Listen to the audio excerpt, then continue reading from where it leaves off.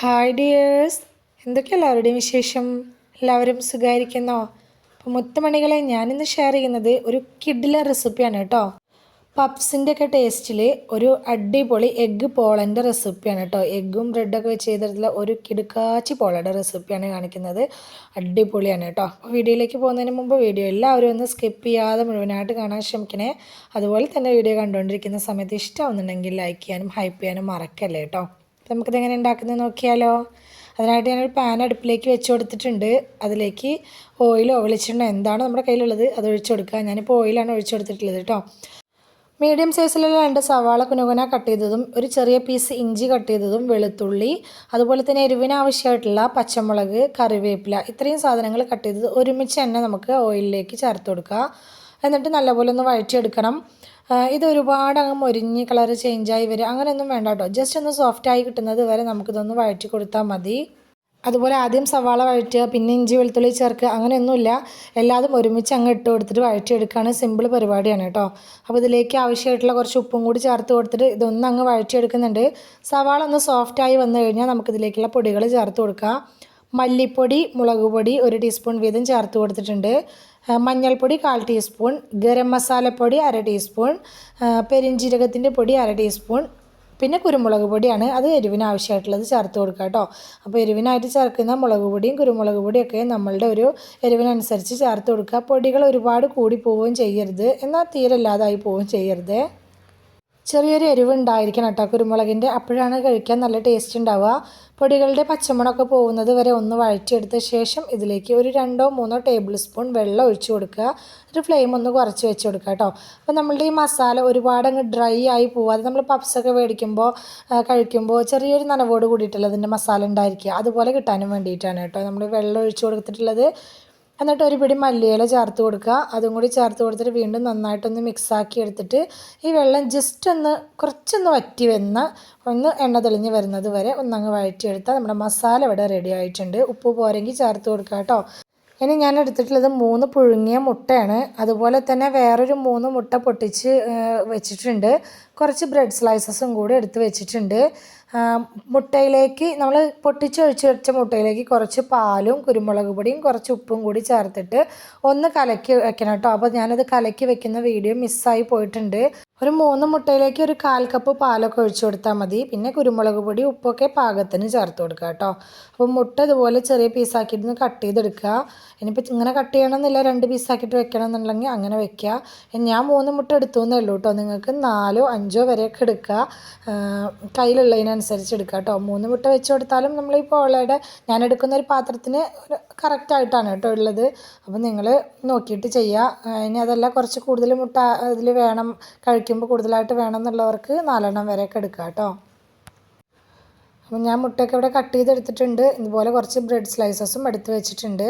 അപ്പോൾ ആദ്യം ഞാൻ 3 മുട്ട കലക്കി വെച്ചിട്ടുണ്ടായിരുന്നുള്ളൂ. നോക്കിയിട്ട് നമുക്ക് ആവശ്യമുണ്ടെങ്കിൽ പിന്നെയും കലക്കി എടുക്കാമല്ലോ എന്ന് വിചാരിച്ചിട്ടാണ് കേട്ടോ. അപ്പോൾ 3 മുട്ട എനിക്ക് തികയില്ലായിരുന്നു. ഞാൻ വീണ്ടും 1 മുട്ടയും കൂടി കലക്കിയിട്ടുണ്ടായിരുന്നു കേട്ടോ. അപ്പോൾ നിങ്ങൾ ആദ്യം ഒരുപാട് എടുക്കണ്ട, ഇതുപോലെ 3 എണ്ണം ആദ്യം എടുക്കുക. എന്നിട്ട് നോക്കിയിട്ട് മാത്രം പിന്നെ വേണമെങ്കിൽ കലക്കി എടുത്താൽ മതി. അപ്പോൾ ഇതുപോലെ ഒരു സോസ് പാൻ എടുത്ത് വെച്ചിട്ടുണ്ട്. അതിലേക്ക് നമ്മൾ കലക്കി വെച്ച മുട്ടയുടെയും പാലിൻ്റെയൊക്കെ ആ മിക്സില്ലേ, അതിലേക്ക് ഇതുപോലെ ബ്രെഡ് സ്ലൈസസ് മുക്കിയിട്ട് ഇതുപോലെ വെച്ച് കൊടുക്കുക. ഇതുപോലെ വെച്ച് കൊടുത്തിട്ട് അടിഭാഗം നല്ല പോലെ ഒന്ന് കവർ ചെയ്ത് കിട്ടുന്ന വിധത്തിൽ ബ്രെഡ് സ്ലൈസസ് വെച്ച് കൊടുക്കണം. ബ്രെഡ് കട്ട് ചെയ്തിട്ടോ എങ്ങനെയാണോ നമുക്ക് നമ്മുടെ ഒരു നാക്കിനനുസരിച്ച് എങ്ങനെ അത് വെക്കാൻ പറ്റുകയെന്ന് നോക്കിയിട്ട് അതിനനുസരിച്ച് വെച്ച് കൊടുക്കുക കേട്ടോ. ഇന്ന രീതിയിൽ വെക്കണമെന്നൊന്നുമില്ല, പക്ഷെ അടിഭാഗത്ത് കുറച്ചൊരു കട്ടി ഉണ്ടായിക്കോട്ടെ.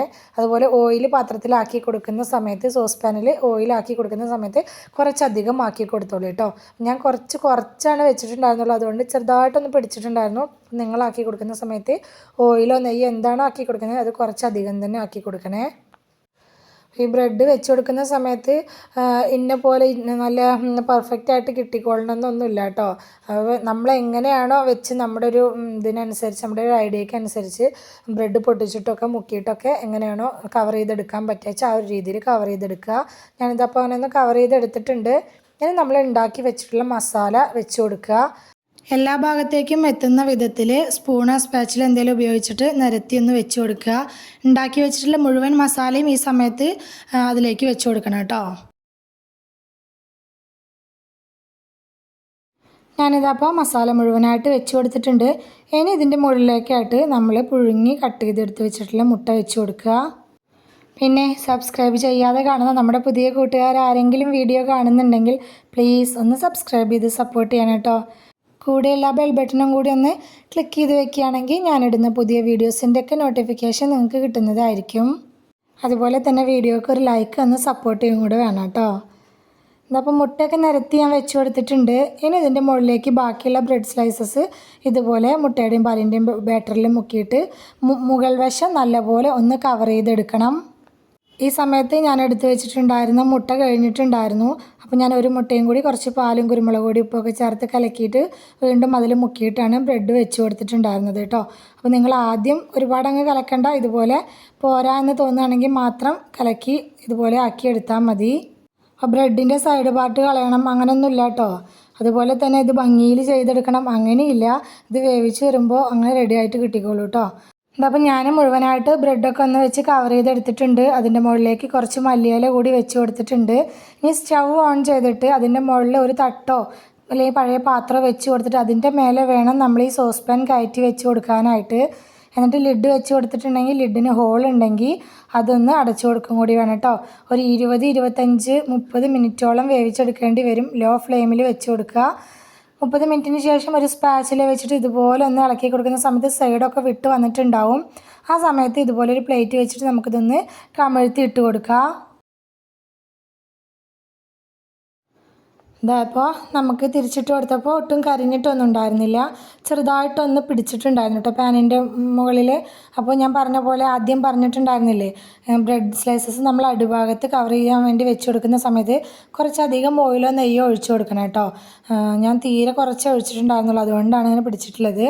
ഇനി ഇത് തിരിച്ചിട്ട് കൊടുത്തതിന് മുകൾ ഭാഗം ഒന്ന് കുക്ക് ചെയ്യാനായിട്ട് വേറൊരു പാൻ വെച്ച് കൊടുത്തിട്ട് ഓയിൽ ഒഴിച്ച് കൊടുക്കുക. എന്നിട്ട് പ്ലേറ്റിലുണ്ടായിരുന്നത് അതിലേക്ക് വെച്ച് കൊടുക്കുക. എന്നിട്ടൊരു 5 മിനിറ്റ് നേരം ലോ ഫ്ലെയിമിൽ വെച്ച് കൊടുത്താൽ മുകൾ വശം ഇതുപോലെ നമുക്ക് ആയി കിട്ടും കേട്ടോ. ഇതുപോലെ വേറൊരു പ്ലേറ്റിലേക്ക് ഇത് തിരിച്ചിട്ട് കൊടുക്കുമ്പോൾ ഇതുപോലെ ആയി കിട്ടും. അപ്പോൾ നമുക്ക് അടിപൊളിയായിട്ടുണ്ടെങ്കിൽ നമ്മുടെ പോള റെഡി ആയിട്ട് കിട്ടിയിട്ടുണ്ട്. ഞാനിത് കട്ട് ചെയ്ത് കാണിച്ചു തരാം കേട്ടോ. ഒരു നമ്മൾ ബേക്കറിയിൽ നിന്നൊക്കെ മേടിച്ച് കഴിക്കുന്ന പഫ്സിൻ്റെ ഒരു ടേസ്റ്റ് ഉണ്ട് കേട്ടോ ഈ പോളയ്ക്ക്. തീർച്ചയായിട്ടും ഒന്ന് ട്രൈ ചെയ്ത് നോക്ക്, അടിപൊളിയാണ്. മക്കളൊക്കെ സ്കൂളിൽ വിട്ട് വരുമ്പോൾ കൊടുക്കാനായിട്ടാണെങ്കിലും അല്ലെങ്കിൽ നോമ്പ് തുറക്കുന്ന സമയത്തൊക്കെ കഴിക്കാനായിട്ടാണെങ്കിലും ഗസ്റ്റൊക്കെ ഉള്ള സമയത്ത് ഉണ്ടാക്കി കൊടുക്കാനായിട്ടാണെങ്കിലും ഒക്കെ അടിപൊളിയാണ്. സ്കൂളിൽ വിട്ട് വരുന്ന മക്കൾക്കൊക്കെ ഇതിൽ ഒരു പീസ് കൊടുത്താൽ മതി വയറ് നിറയാനായിട്ട്. അവർ നല്ല ഇഷ്ടത്തോടെ കഴിക്കുകയും ചെയ്യും കേട്ടോ. അപ്പോൾ വീഡിയോ ഇഷ്ടമായിട്ടുണ്ടെങ്കിൽ മറക്കാതെ ലൈക്ക് ചെയ്യണേ. നിങ്ങളുടെ അഭിപ്രായങ്ങളൊക്കെ കമൻറ്റായിട്ട് പറയണം.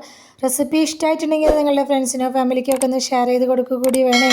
ഇതുവരെ കൂടെ നിന്ന് സപ്പോർട്ട് ചെയ്തിട്ടുള്ള എൻ്റെ എല്ലാ മുത്തുമണികൾക്കും ഒരുപാട് നന്ദി. എന്നാൽ ശരി, സിമ്പിൾ ആൻഡ് ടേസ്റ്റി റെസിപ്പിയുമായി ഞാൻ വീണ്ടും വരാം. ബൈ.